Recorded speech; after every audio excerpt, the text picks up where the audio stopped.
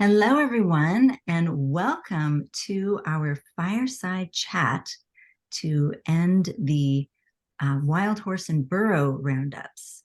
My name is Lisa Levinson, and I'm the Campaigns Director for In Defense of Animals, and I am thrilled to welcome all of you here today to discuss this very important topic with our in-house expert, who is Ginger Fedak, and she is our senior campaigner for our Wild Horse and Burro campaign and has been with us for years helping, and she is our expert. So it's my pleasure to turn this over to Ginger. Hi, Ginger, how are you? Hi, everybody. Nice to see you. We're going to be talking today about what these wild horse roundups are like for both the horses and the observers. And I've got a little slide presentation. I see that we have a few people who are on this Zoom meeting who were at the Save Our Wild Horses conference in Washington, D.C. last April. And for those of you who were there, this is just kind of a condensed version of the talk I gave there about what these wild horse roundups are like. So I'm going to share my screen and get started, but what we would like to say is that we're going to try and hold all the questions to the end so that we can have a chance to maybe answer your questions before they're asked, and then have enough time at the end for everybody to have their questions asked. And you can put them in the chat and we will read them as they come up at the end of the presentation. So what we're going to be talking about today is the reality of the wild horse roundups. And this is what you see right here is, if you ever want to go and watch a roundup, these are the things that you have to,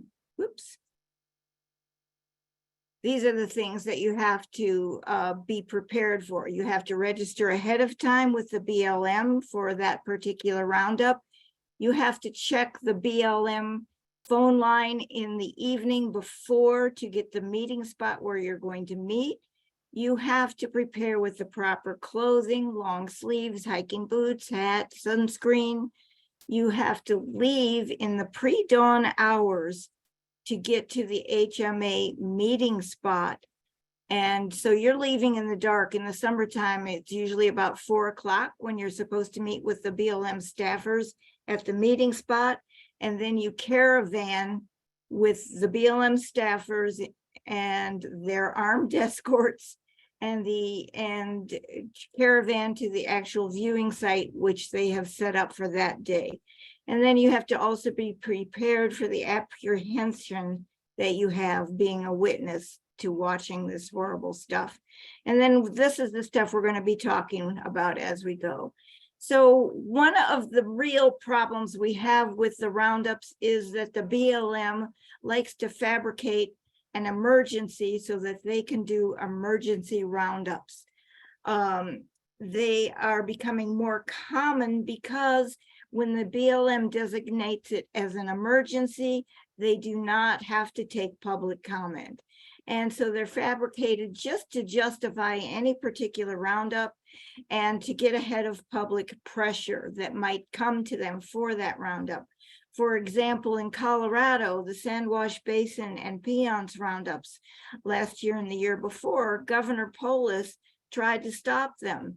And so they moved the roundups up and just went to them very fast to get ahead of all of that political pressure. So the emergency reasons that the BLM gives, and they are later proven wrong, are that the horses are starving or in poor condition. The drought has created no water. The drought has created dust and bad range conditions with no forage. And then when those are proven wrong, the story changes, and we'll get into that again. So they'll change it to, oh, we're worried about the mares having enough milk. Oh, we're worried about the sage grouse. They're going to be decimated. They're worried about, well, they look good now, but they'll never make it through the winter. And it's all just proven to be lies. And this is the example of the peons roundup due to them starving. I'm sorry, I got stuff over my my screen, so I can't read it. But they were saying the horses were starving in poor condition, and so they had to move the roundup up from September to July. And in July, for this roundup last year, the temperatures were in the high 90s. There was one recorded day of a webcam, a trail cam that had been set up showing the horses running from the helicopter through the woods, through the trees, and the actual temperature shown on the webcam was 103 degrees. And the BLM denied this and said, well, their temperatures showed that it wasn't, that it was in the low to mid 90s. And all of these things are proven wrong. So we ask them, we try and ask them about these things to catch them in their lies, and they just double down and they say, well, yeah, they're worried about the mares having enough milk, so that's why they had to move the roundup up to July. And I said, well, if you're worried about the mare's milk, why aren't you worried about these heavily pregnant mares being run for 10 miles at 100-degree weather? Why aren't you worried about these babies who are less than a week old running and getting left behind and trying to keep up with their mothers? And of course, there was no answer for that. So these are just a few, these are just a few photos of the starving horses that they were talking about. And as you can see, they are in beautiful, beautiful condition. No one's starving here, plenty of forage. These are gorgeous horses. And here's this guy just took off when some of the other observers were walking up to him. This was right during the roundup, but we were allowed out onto the HMA because they were changing trap sites. So we were allowed to go out and look at these horses while they still had their freedom for a few moments. This particular photo was taken by John Russell, who was a photographer for the Steamboat Pilot, who had a reporter there. Here is what wild horses do. They stand nose to tail, swish flies off each other's faces. And again, you can see how skinny they are. I'm being facetious, of course. These horses are in beautiful condition. And then here is the other excuse that they said, well, we have to, the horses are hurting the habitat of the sage grouse. And as you know, sage grouse and wild horses have lived together for hundreds of years. Horses move around a lot. They do not destroy sage grouse habitat, however, livestock does. But it's pretty ludicrous to have the excuse that the horses are hurting the sage grouse when sage grouse hunting is allowed in that HMA. And this is just a sign, the hunters to count how many are killed every year. They're supposed to put the wings in that little bucket when they leave. So it's another ludicrous excuse. They're not trying to save sage grouse, except for the hunters who are going to kill them. Now we're going to talk a little bit about the traps that the horses are chased into. And these are some of the tools of the trade that the contractors use. You can, before the roundup started, we walked down to the trap and saw these laying on the ground. This is a rope with a string on the end to kind of whip the horses with. Whoops. This is a stick with a baggie on the end that they wave at the horses and smack them with. This is a paddle that they can smack them with. And this is all supposed to be humane treatment, right? This is the jute fencing that leads up to the trap. And all it is put up on these metal bar T-posts. If you know what a T-post is, they're very sharp on the top. These are not even capped. Any rancher will cap their T-posts to protect their livestock. So when these horses are running up this hill at a gallop, if they get smashed into these T-posts, they can really get gouged and hurt badly. This is to show you the picture of them setting up one of the traps. This is a saddle horse here that they have at the ready in case a horse escapes the trap. This is what is called the Judas horse. We'll talk about that in a minute. This is the jute fencing that leads them into the trap. So they run them down this road like this, and the jute fencing makes them head into the trap. And there's more jute fencing on this side that wraps around this way. So that once they're in this area, there's no escape unless they turn around and run the other way. But they can't do that because the helicopter is right on their butts. And the Judas horse here, when the helicopter radios to the staffers at the trap site saying they're bringing the group in, one of the staffers brings the Judas horse out to about this point here. And as the horses are running in, he releases the Judas horse, which is trained to run into the trap. And then the wild horses just instinctively follow that horse into the trap. It's kind of the BLM's way to keep the horses from turning around and running out. They instinctively follow the horse that's in front of them. I hate the name Judas horse because it's not his fault. He was trained to do that. He gets rewarded, and he gets separated immediately from the wild horses once he enters the trap. This is another trap site at a different roundup to show you that it was covered in black tarps. We were allowed to go down and look at this trap site before they started chasing the horses in, and that's where I took this photograph. So you can see that all the bad stuff, well, not all the bad stuff, but most of the bad stuff that happens at these roundups happens in the trap sites, in the chutes. And so they cover them with these black tarps so you can't even see anything that's going on. They hide all their bad actions from the observers. And again, this was when we were able to go down and look at this trap before it actually started. But this was our view of the trap from where they put us. You can't even see it from here, but this is the trap site right down here. We were well over a mile away, way up on a hillside that we had to hike up to get to. And you could not see anything with the naked eye from this. All you see was a cloud of dust and the helicopter chasing them in. And you needed a very large zoom lens to get any kind of photos. This was the entrance to the trap site at one of these roundups traps. And as you can see, it's a very small trap. 2 panels in the front, 2 panels in the back, 3 panels down each side.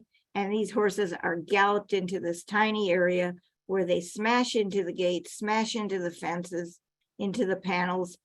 Some of them break their necks at this point because they are running so hard and they can't stop, and they smash into these panels. This is a very small, these traps are so small to keep the horses from being able to jump out, but then it causes a lot of injuries.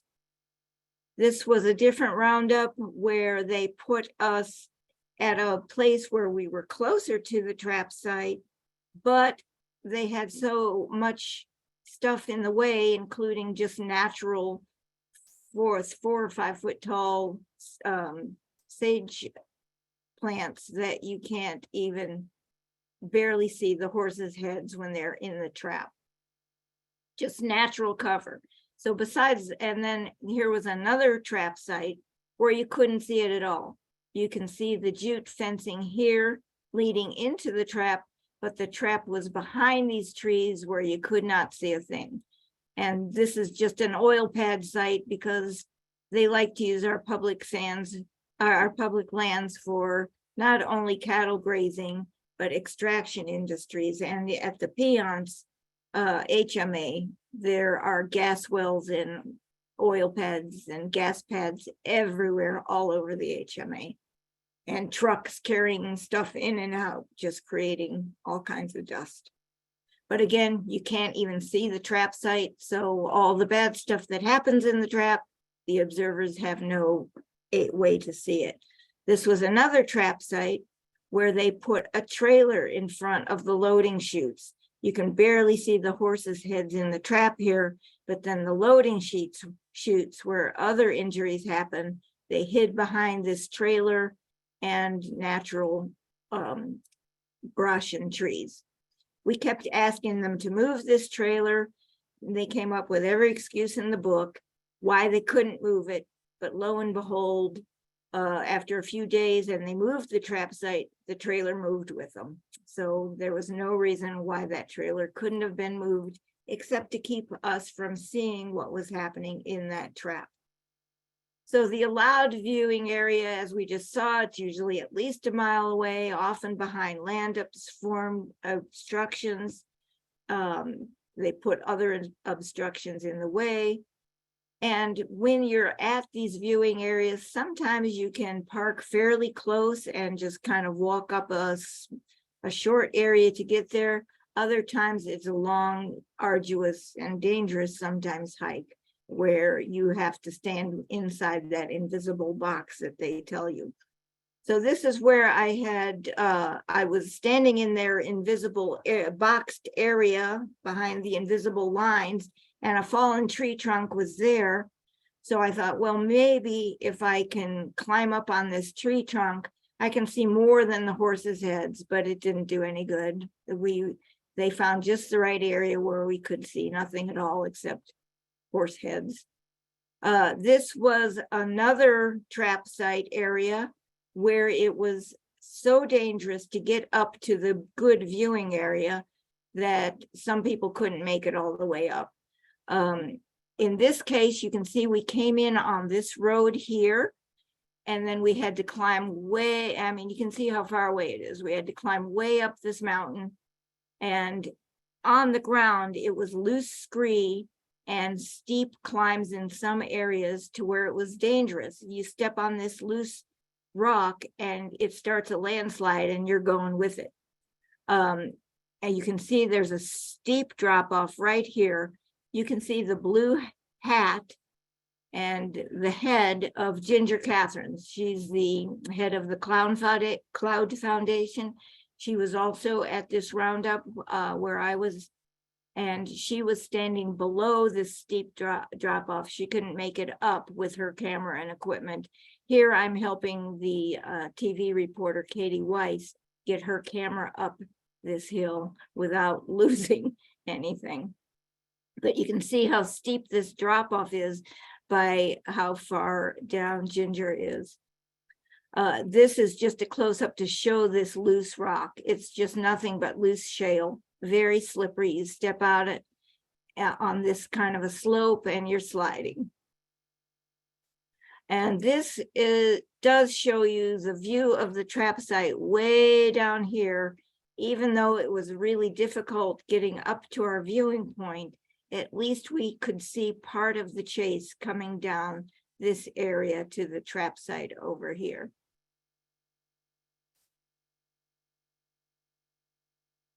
And I was able to get this picture of the helicopter flying low, chasing these horses out of gallop into this trap, simply because I was standing in an area where we weren't allowed to stand. The BLM didn't see me standing there.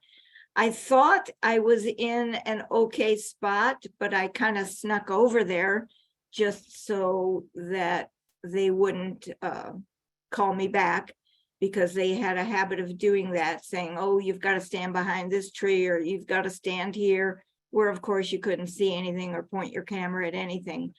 I was behind their invisible line where I was allowed to stand, but apparently I was too far to one side, and I was able to get a fairly decent view that you can see here of the helicopter chasing the horses into the trap. And the next day, when the steamboat pilot reporter and his photographer came, I tried to show them this spot where they could get better pictures. And the BLM guys saw us and they said, no, you can't stand there. And I said, well, why? I was standing there yesterday. And they said, oh, well, we didn't see you. You're not allowed to stand there. So, yeah, anywhere where you can get any kind of a decent view at all, they pull you away and don't let you stand there. This is just a picture of the helicopter pulling away after these horses are crammed into that tiny trap. These are the couture contractors. These are the horses moving through the chutes to the loading trailers where they were taken off site. All you could see because of the forage and the high sage were their heads. The sagebrush grows pretty tall there. And again, you can barely see their heads. These horses are confused and dazed and traumatized, trying to turn around and go back out. And the contractors just use their flags and sticks and get them to go back the other way. And when they're packed in there together, the tempers can flare because these horses are in panic. And the only reason I could even see this from our observation site was because these horses are on their hind legs. Normally, all you could see was as much of the horse's head. These are the couture contractors. These are the guys right here. The coutures, as you probably know, have made millions and millions and millions of dollars off of these contracts that they use for the BLM for rounding up the horses. They make millions of dollars every year. And these guys, they've actually been committed, they've committed crimes and have been convicted, and yet they are still allowed to make millions of dollars every year with their helicopters chasing these horses into these traps. And their main business is they're in the livestock business. They sell cattle for meat, and yet they make a pretty penny off of their helicopter roundups side business. And this just shows you another view of what we can see on the roundups. The horses, you can barely see the helicopter here, and the horses are below this ridge. All you can see is a cloud of dust. So can't see what's happening, what babies are being left behind, or what's happening down below.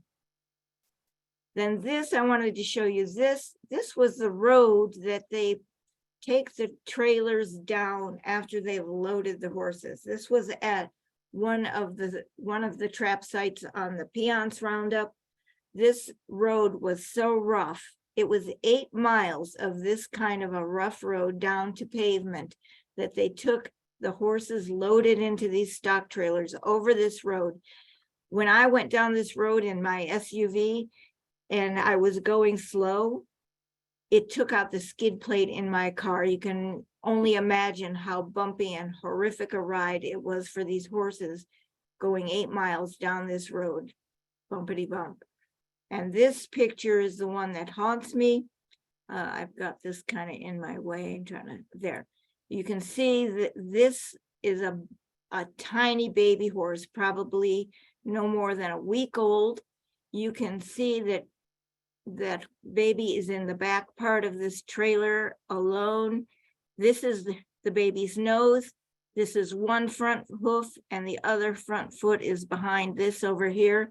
That baby was splay-legged with his nose on the ground, just trying with all his or her might to stand upright. And this was before they got to the rutted 8-mile part of the road. This was just leaving the trap site. It haunts me because I don't know if that baby ever made it down alive. I'm sure it was slammed to the ground immediately as soon as it got to the first bump, and then had to bump all the way down the next 8 miles. This just shows you the dust that you collect when you're going out on these roads to these trap site viewing areas. You have to use your windshield wipers to get the dust off to see where you're going, front and back. This is just showing the Judas horse waiting at the beginning of this trap. This was one of the West Douglas roundups, and the helicopter's coming in. So there's a staff member here just getting ready to release that Judas horse that will lead them into the trap. As I watched this roundup, it was pretty horrific because I would see the horses running up this area here and then trying to run up here to escape. And of course they couldn't. They'd have to come back down and get pushed into the trap. This is that exact same area and trap, showing the helicopter chasing them in here right next to this rock cliff. And here they are again with the black tarps covering. You can see nothing that's going on. And here they are leaving in this particular roundup, and in many now, they immediately take the horses, transport them off the site of the trap and to private property where the public is not allowed to view. This is just a terrible, terrible plan they have to avoid transparency and show what's going on. They contract with a private landowner nearby, set up their temporary sorting pens on private land, and then say, no, it's private land, we can't allow you on there. Whereas at other roundups, there's no reason why they couldn't set up the sorting pens near the trap site and then allow us down to look at these horses after they rounded them up. They just don't want people going down and seeing these horses covered in sweat, heaving and injured. So they immediately take them to private land where, again, there is no transparency. And here they are, lost freedom, leaving the trap for private land. And this is just what we're talking about. Many roundups, there's no public observation at the trap site. At other roundups, they do allow public observation at the trap site after they sort them. And at the Sandwash Basin roundup, they did allow us, after the helicopters quit flying and they had finished the roundup for that day, they allowed us down to the trap site to see the horses. And this is just another picture of horses coming into the traps. This just shows them how much they are crammed in there. Their heads are in the air, just trying to be able to breathe. And these are the contractors waving their stick flags at these horses, trying to get them to move in the direction they want them to. These are the Couture Livestock Company helicopter contractors moving the horses through the sorting pens. And this is what we were allowed to see when we were allowed back down there. We were able to get up close and see these horses, even though they're behind this kind of fencing where it's hard to see, and we weren't allowed to get too close, but you could see this guy's just asking, what happened? Where am I? Even little tiny babies smashed in there with the mares. And this is just the sign they put up. It says, do not enter, CLR or BLM employees only. CLR is the Couture Livestock Company. That is the helicopter. So there's official roundup reports, and then there's the truth. The number captured is usually the truth when observers are present. The deaths that happen at roundups, they usually attribute to pre-existing conditions, but most of the deaths are designated that way. But of course, almost always, it's a lie. They weren't pre-existing conditions. How could a broken leg be a precondition when the horse just ran 10 miles or more? How can poor feet be a pre-existing condition when they just ran more than 10 miles at full gallop over rough ground? Then they also use poor conformation, or they say that the foal was weak and would never survive in the wild. They just shoot these horses for these reasons. And when it's called out, they just say, our vet said so, next question. They won't even listen to our complaints about this.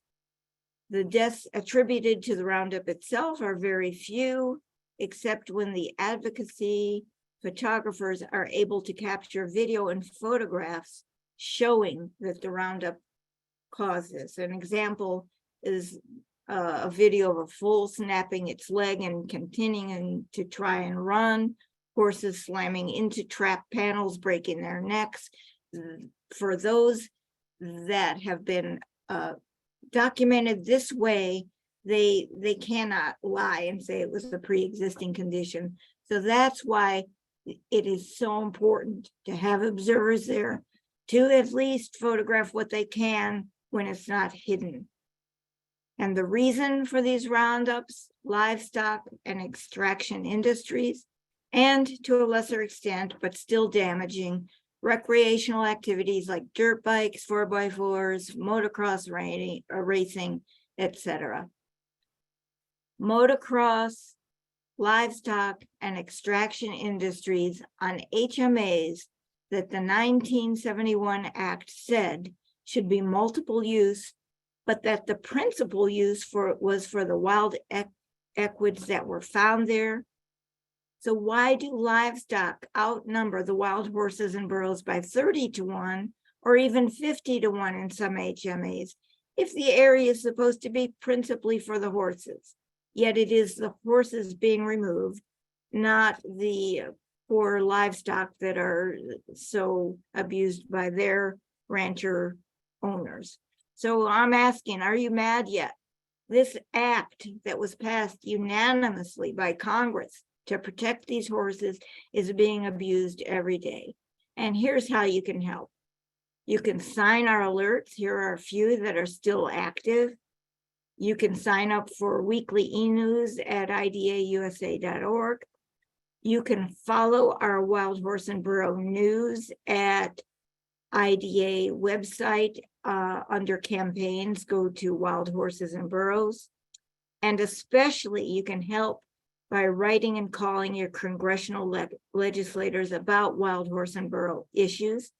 We will put out a new alert regarding HR 3656, the Wild Horse Protection Act, to prohibit costly and inhumane helicopter roundups of wild horses next week. So this particular bill is what we've been talking about today, how horrific these helicopter roundups are, how horses are killed in every roundup, whether they die in the roundup itself or they kill them afterwards for some trumped up reason. It's something worth fighting for. We're trying to keep these horses on our public lands, and where it costs taxpayers nothing. And that's what we're working for. So we want our alert next week will point you to your congressional representatives and your senators and ask them to please sponsor and support this bill. So I guess we can take some questions now. Let's go all the way back up to the top. And if you had any questions that you thought of while you were listening to this and you want to add them into the chat box now, I think that one of our moderators will read your questions and we can see if we can answer them for you. Thank you, Ginger, for that incredible presentation. And I know you asked in it if people were angry yet, and the answer is yes. We're getting some of that in the chat box. And I know personally from traveling around the Wild West and seeing the horses in their natural environment, seeing this presentation that you've shared is just heartbreaking. So I appreciate you giving us a glimpse of what it's like to be at a roundup. So there are some questions here, and I know that one of them was, we've got some raised hands. That's a perfect way to ask, and then also to type them into the chat box. Why don't we go with our raised hands? And here what we can do is invite you to unmute if you'd like to share your question. So we've got Christopher. Is that me? Oh, okay. Yes, it is. Hi, yes. Thank you for that presentation. It's incredibly hard to not just be so furious about what is happening there. And I'm just wondering about how efforts are being made to pressure people. I think, isn't the Department of the Interior over BLM? Isn't that the department they're in? Yes, and I'm glad you brought that up, because Deb Holland was appointed as the department head, the director of the Department of the Interior.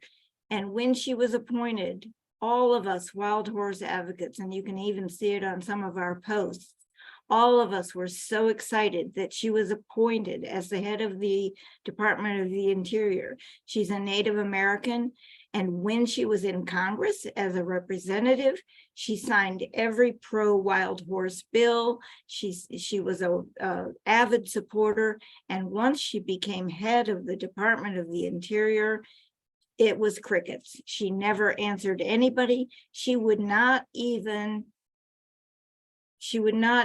answer our Colorado governor, who was trying to reach her to stop the roundups in Colorado. She just absolutely went silent and has ignored any of us. And those of us who were at the Save Our Wild Horses conference in DC in April, those leaders of that conference had asked to meet with Deb Holland and talk about some of these horrific issues. And she absolutely ignored them and made no attempt to reach out or answer their call. But she did meet with the Public Lands Council, and these are the ranchers and corporate ranchers who run their livestock on our public lands. So she would meet with them, but she refused to meet with the boots on the ground advocates. So we're more than disappointed in her. It's just mind-boggling what a complete turnaround she went, and it makes you wonder what happened and why. Yeah. You can just imagine. What about U.S. senators, Ben, from any of these states? Well, yes, there are a few good senators, and there are a few good U.S. representatives. There are, and with the bills that we're going to be talking about, the Wild Horse Protection Act to stop these helicopter roundups, Dina Titus was the House representative and she lives in Nevada, where most of these horses are. She was the one that was the original sponsor of the bill. And there are a few co-sponsors, but we're going to have the alert on that next week. So watch for it and sign it and call your representatives and ask them to co-sponsor this bill. It's so important. And then soon after that, we'll be having another alert for another bill called the SAFE Act. That is to stop the transport of horses and other equines across our borders to Mexico and Canada for slaughter. Tens of thousands of them get sent just to slaughter every year. These are not only wild horses, they're domestic horses. And so look for that one too. So senators and US representatives can sponsor or co-sponsor these bills. And that's what we're trying to get people to ask them to do.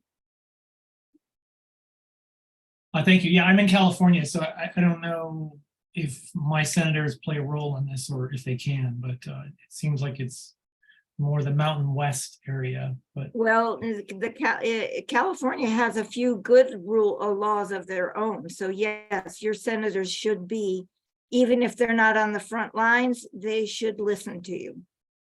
okay, thank you very much. Thank you. Thanks for that question. Those are really important legislative types of questions. And we also have Ellen, if you'd like to unmute yourself, and then we will add you so you can ask your question. Hi, thanks for having me, Lisa and Ginger. Good to see the two of you. I'm starting to learn a lot more about the farm bill that's coming through, Yes. particularly the eats part of it. And I'm wondering, it sounds like the eats part of it will affect, well, both will affect horses, since it affects the cattle that we want to get off the land. Yes. So I'm wondering what more we can do to make sure the EATS Act does not pass. Right, and that's, you're absolutely right. The EATS Act is part of the Farm Bill, and that one has to be, we have to talk to our representatives and senators to strike that part. But the part that we are going to be talking about, the part of the farm bill that affects wild horses directly, is the SAFE Act. So the SAFE Act has two bill numbers, one in the House and one in the Senate. And this is just to get it attached to the farm bill. So because the farm bill is a bill that has to be passed every 5 years. It's a mandate. They have to pass it every 5 years because the SAFE Act, to stop the transport of horses, mules, donkeys, burros, equines, the transport of equines across our border to slaughterhouses has been in one form or another over probably the last 20 years. In every session of Congress, it has been brought up as a bill, and it never reaches the floor for a vote. There's always someone or something blocking it. Used to be Mitch McConnell when he was in the Senate. The House would try and get it passed, but then it would never get to the Senate. So for a couple of decades now, we have tried to get this SAFE Act passed, and this year it is under a new direction in a way to try and get it passed by just adding it into the farm bill. The farm bill already has a section that is that stops the slaughter of dogs and cats, and so they just want to add the word equines to that part of the bill. And that will, because that bill has to be passed, if we can get that language in there, then we have our SAFE Act. And it will be, at that point, it will be illegal to transport equines across the border for slaughter. So yes, the farm bill is important for a couple reasons. The EATS Act that you're talking about, and for the SAFE Act to be included in the farm bill. I hope that answers you. Great. Thank you so much, Ellen. So we do have a question that has been asked by many people that's in our chat. And the question is about the use of drones. Is that legal? Is it possible to be able to film the roundups? Yes, that question gets asked a lot, and drones are not allowed when they're doing roundups. And that has to do with FAA kind of rules that you can't be flying drones when a helicopter is, or a government agency is flying their aircraft in the area. So it is against the law. And I don't know if anybody has tried to break the law. We all, some of us who are older, we all remember the monkey wrench gangs where you stand up to government agencies and stand in the way, climb trees and chain yourself to them and hang off the blades of the helicopter, things like that. But again, it's a losing game. They have these armed staffers out there and they keep a very tight ship. But even so, the drones might capture some film, but again, if it's at the same time that the helicopter is flying, then what we have been asking for, instead of drones flying, because that can be dangerous and scare the horses just as much, what we've been asking for is cameras on the helicopters. Is until we can stop the helicopters entirely, which is our goal. We've got to stop these helicopters. It's just too cruel. So what we've been asking for is, at least in the meantime, get cameras on the helicopters, make them be transparent, and of course they have every excuse in the book why they don't want to do that too. But it's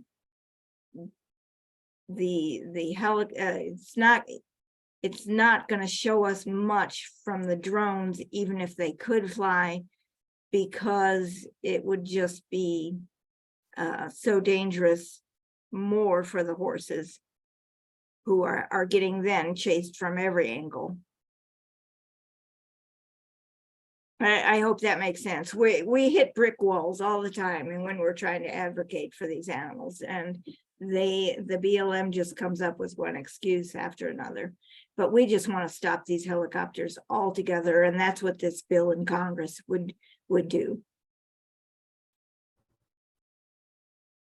Thank you, Ginger, for addressing that concern and that many people had.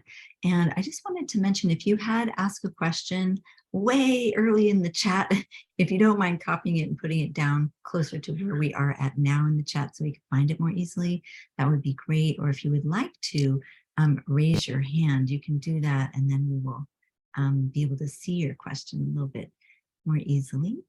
I just saw one that said we need to stop the roundups too, because if we stop the helicopters, then they might find another way to do the roundup. And I agree. That's our main goal. We need to stop the roundups, period.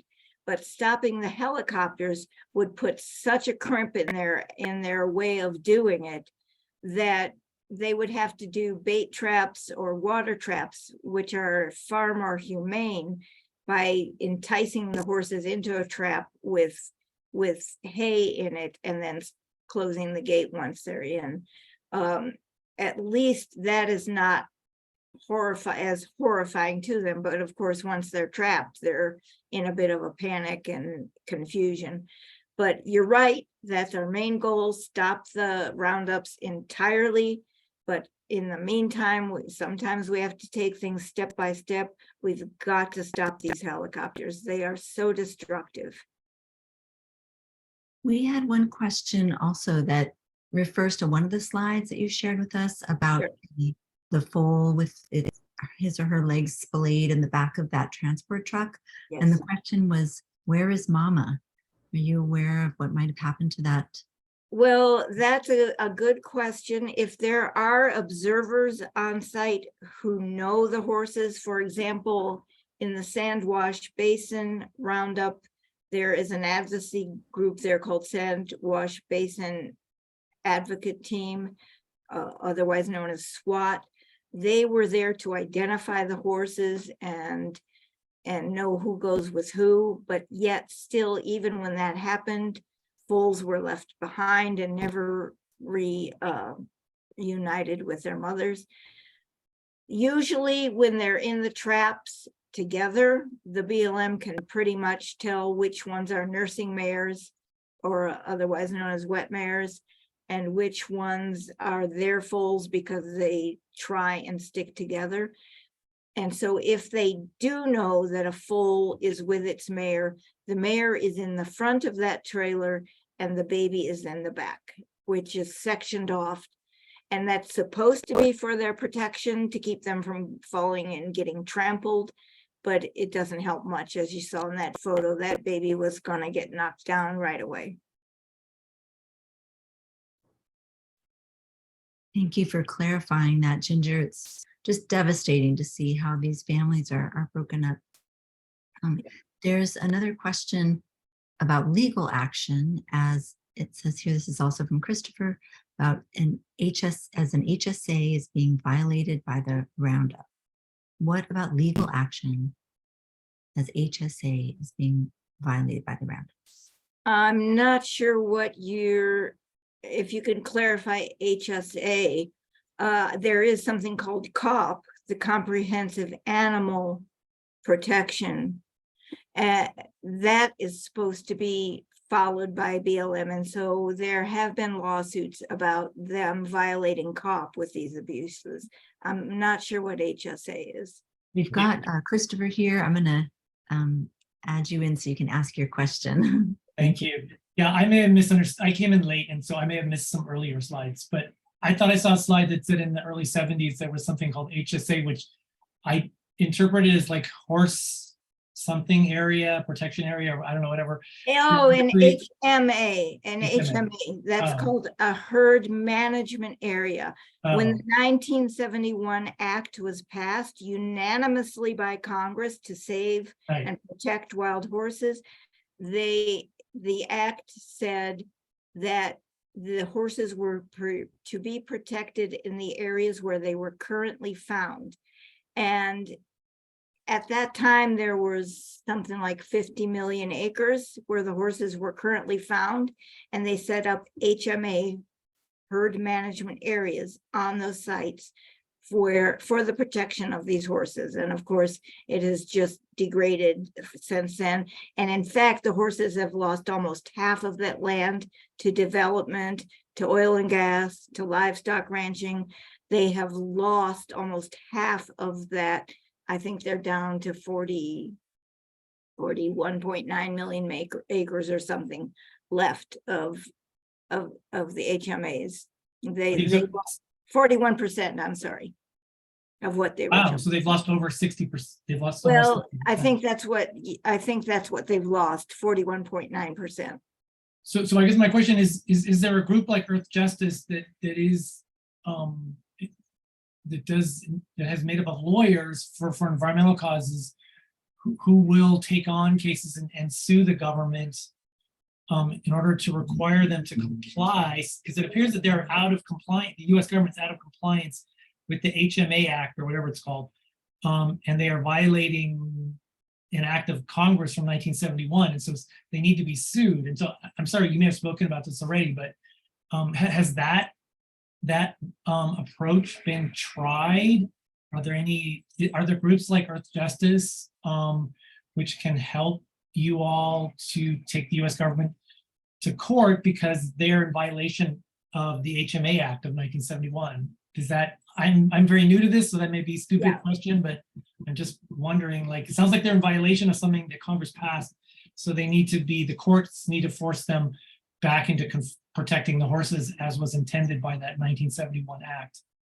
Such a good question, Christopher, really a good question.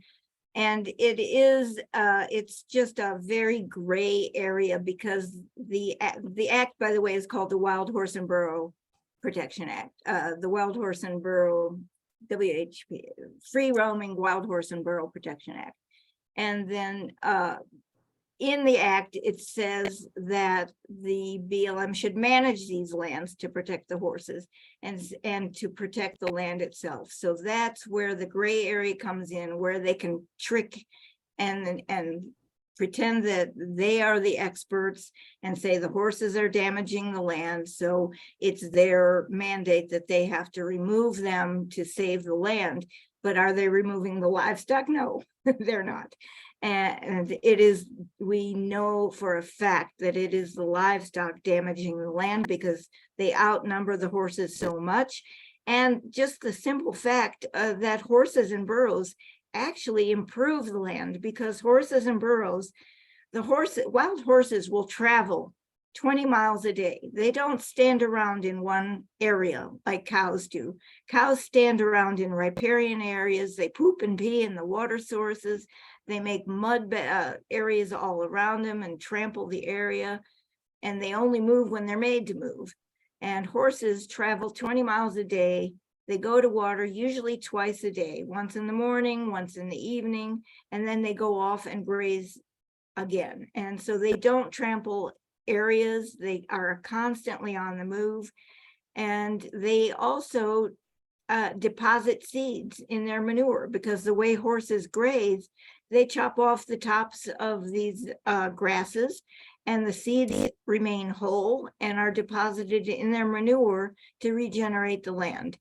If you've ever seen a cow patty, you know that does not happen. Cows have 4 stomachs. By the time the seeds gets through there, all that is getting left, it is a plop, and it turns into a concrete-like substance, and nothing can regenerate from it. So, but your question is good, because we have been trying to get these ecological organizations to understand this, and they just don't. They hear the BLM saying the horses are destroying the land. They don't do the research themselves, and they believe it, and that's what happens. There is one excellent wildlife and wildlands, public lands organization called Western Watersheds Project. They are very much advocates for the wild horses. They know the wild horses are not hurting the land, and they are very much against the publicly owned livestock on our public lands. They are a wonderful advocate for us, but it's just pulling teeth trying to get some of these other agencies, ecological agencies, to understand the issues. We try, and some of the Sierra Club has recently come on board, so they are now on our side, but we just need more of them, like you said. Thank you so much, Ginger, for answering that question, and Christopher for asking it. And just wanted to, we've got a couple, we're really getting close to the end of our time together, but we have 2 more raised hands, and we may need to have some other questions asked offline. So maybe we'll finish these couple questions and then refer others to you later, Ginger. Sure, if we could collect the questions in the chat, maybe I could answer them and we can do a post or something. Sure, that would be great. Why don't we have Lynn, if you'd like to unmute, and if you'd like to, we'll add your... Hi, Lisa, can you hear me? Yes, we can. Okay, so Lisa, I had written... What's that? You may need to adjust your video so we can see your face. We're seeing just... Okay, is that better? That's a little better, yeah. Okay, great. So Lisa, I had written to you about this. I have a completely 100% different take. And I think, because I'm from the 60s, that we need to have a march on consciousness, a collective consciousness, not trying to be, and because I mentioned Lisa, I'm also a mystic, not work at the level of blame and shame and lower chakra, but raise our collective consciousness into higher chakras, where the people that are trying to hurt the horses are not even a consideration, because we are working above their energy. We need to work with the same energy that Nikola Tesla did. Raise this into an energy understanding with a collective consciousness. We don't even have to go through these different congressional operations then. We just have to agree.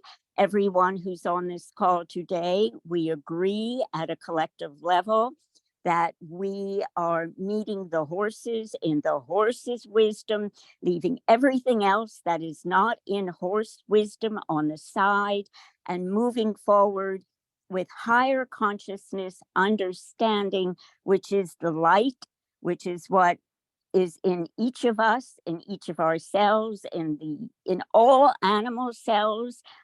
We have to give credit to a different, I don't want to say attack, but a different perspective, because this that we're doing now and that we have done, we just keep going back and forth and back and forth, and we make a little bit of headway, but we need to make immeasurable headway. And so my vote is to cast it into the light, to meet the horses at their light consciousness. And then we won't have to work in the blame shame department, which this back and forth seems like it is to me. And I'm just going to close with John Lennon. Imagine there's no heaven. Imagine there's no hell. We have to start with, the starting point has to be, there is no hell, and move on from there into there is a heaven for the horses here and now, and accept this, agree with this, and know this, period, end of story. Thank you so much for sharing your thoughts. And Ginger, did you want to respond to that? Well, I'm also a child of the 60s.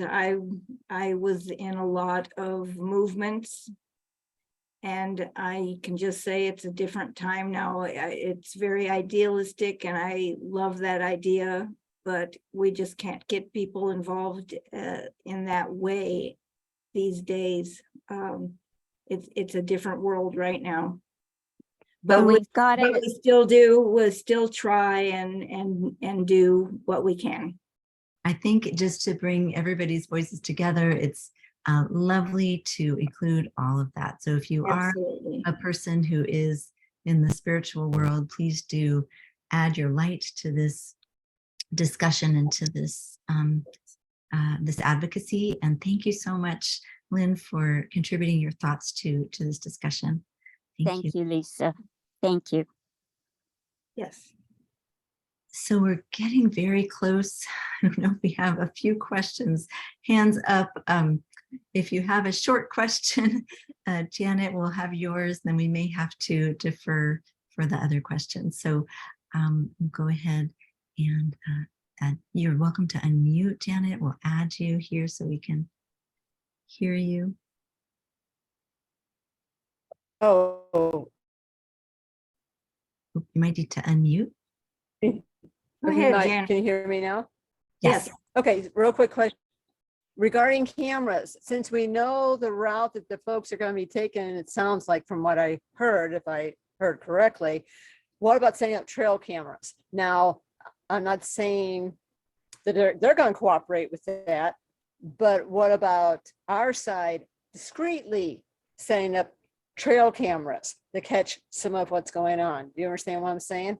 Yeah. And then also to another group I'm asking about, Environmental Defense Fund. I know that Chris had mentioned Earth Justice, but Environmental Defense Fund has a ton of money. I can't even begin to tell you how much money they have. Have we reached out to them? Those are my points. I know you're busy. Yeah. Okay. As far as the trail cams, you're right. That was the most valuable piece of information we had from that Peons Roundup, where they had the trail cam. Somebody had set up a trail cam in the trees and saw the horses. You could hear the helicopter overhead, saw the horses trying to run away from the helicopter. And right on the screen, it said it was 103 degrees. So that was a very valuable piece of evidence, which of course the BLM ignored, never addressed with their COP rules or anything like that. So you're right on. The problem is these HMAs cover tens of thousands of acres. And even if you know where the trap site's going to be, you can set up something maybe where they are not going to see you near the trap site, but once you're way out, it's very difficult to set up to know where they're going to go. These horses, the BLM says, oh, well, we don't go any farther than 8 miles away to bring them into the trap, or whatever their data is for that day. But it's not that the horses run a straight beeline 8 miles to the trap. These horses are going back and forth, doubling back, trying to escape this monster in the sky. And they are running 20 miles when it starts at 6 or 8. They're constantly running up and down, in ravines and around trees. You'd have to have a camera set up on a bush every few hundred yards to try and catch something. But it's a wonderful idea. And when it does work, it's very valuable. And as far as the Environmental Defense Fund, yes, they have been reached out to. We're just, as I said, all these environmental groups, we're trying to work on and get them to understand the issues. And Eric Moldvar of Western Watersheds Project is our main person there to try and talk to the other ecological groups to get them to understand, because they think that we're just one-sided, but he sees all sides. Thank you for your question. Thank you very much. Excellent presentation. Thank you. Well, Ginger, are you up for one more question, or are we? I can stay as long as anybody wants to, but I understand people have to drop off, so we'll try and answer questions later too. Okay, how about if we do our last 2 raised hands, and there's so Okay. many great questions in the chat that we will address offline via email. Lady Nora, you are up. If you'd like to unmute and ask your question. Yes, hello. I was just wondering that can you get people to actually round these horses up off the public land into private properties to save them? It's been done in Australia successfully. It's against the law here. If anybody did that, they would be arrested. Oh, that's dreadful. Yes. Okay. It's not an Great option. idea. That's a shame. Thank you Yeah, for sorry, I sharing. can't turn the camera off because you'll lose me. Okay. I just All freeze right. and then I disappear. That's why I haven't got the camera on. So apologies for that. I'd No rather just worries. stay and listen than get lost than lose you all. Yeah. Thank you so much. So we will go on to Julie Nation. If you could unmute and ask your question. Yeah, I think I'll just email because I have several and I have some thoughts and points. I hooked up with a group and have been trying to do some things for a while, but so I'll just try and, I guess, email you, Ginger, or who do we email? Yes, you may Ginger. email me, to get your registration link for this chat. My email is on there, so you can just respond to that and email me directly. I'd be happy to try and answer your question. And just one quick one other than that, if we were to go out and observe, how big of a millimeter of lens on a video camera, or what would you suggest? I know pros have the equipment, but I'm just kind of thought, I didn't know if you could hook something up on a spotting scope, or what's your experience with that? Yeah, my experience is that I'm not a professional photographer. I got lucky with a few photos zoomed in and some videos. But the professional photographers that I hang out with at these roundups, they have their tripods set up, these gigantic zooms with 500 zoom lenses on them. And that's what you need to try and get anything that's any distance from the trap.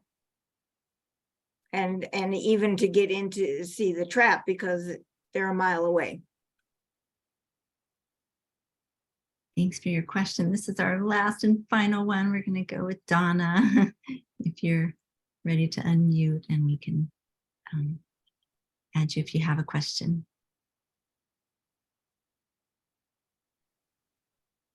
Oops, you might need to unmute. Hi, Donna, we can't hear you. Hi, Donna, can you unmute? There you go. Not really a question. I'm just looking here. As a question came up, did the SAFE Act pass for horses?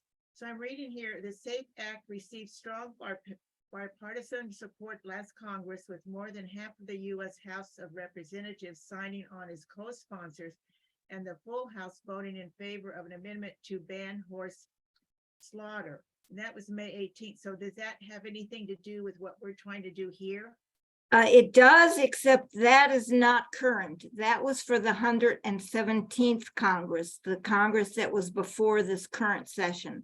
Yeah, The current session of Congress is now the 118th, and okay. it started in January.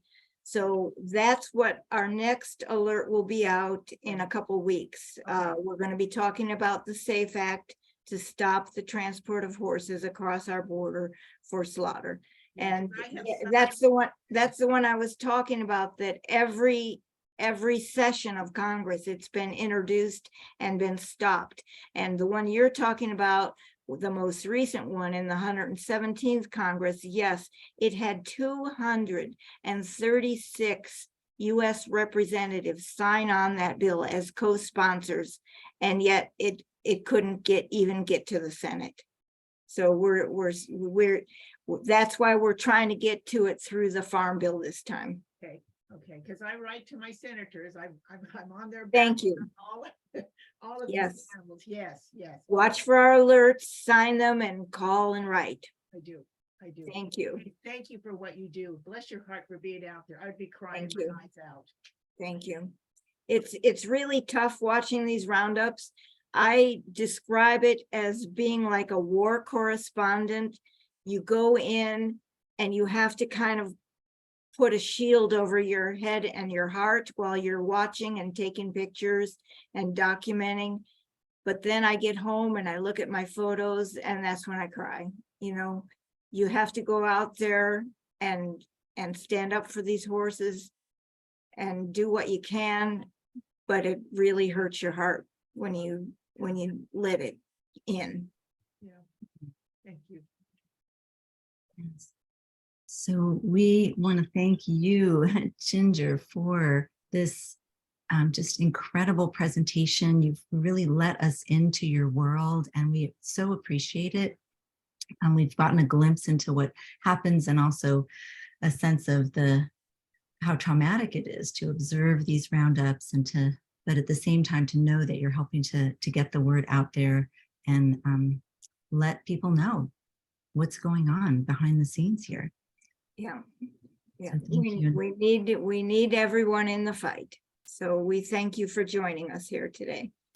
Yes, thanks to everybody. Just wanted to take a moment to also thank our folks here who are with IDA, who've joined us and who've been answering some of your questions. We've got Mary Essency, who's with us here. She's waving hi. She's in our development team. And we also have Bob Price, who's with us as well. See if we can find Bob. Here we go.